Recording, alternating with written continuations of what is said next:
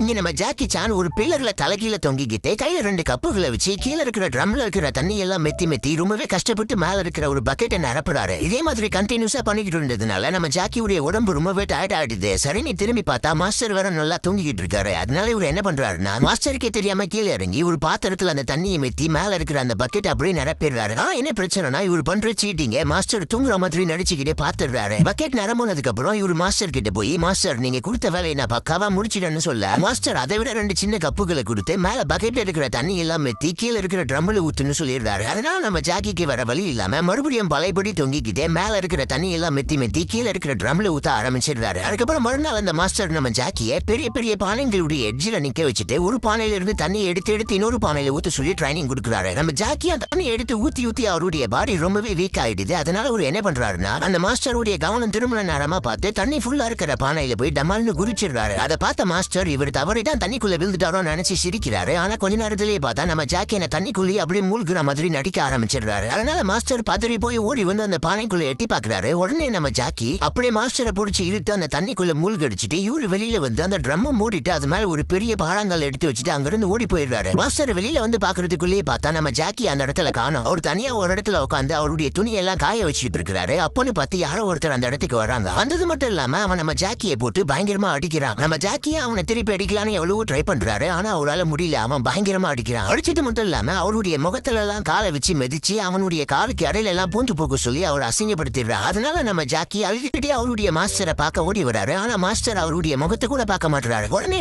ஒரு கப்புல ஒயினை ஊத்தி மாஸ்டர் கிட்ட கொடுத்தா உடனே மாஸ்டர் மனசு மாறிடுது. அதுக்கப்புறம் மறுநாள் மாஸ்டர் நம்ம ஜாக்கியுடைய கையில கயிறெல்லாம் கட்டி அவருக்கு பயங்கரமான ட்ரைனிங் எல்லாம் கொடுக்க ஆரம்பிச்சிடுறாரு.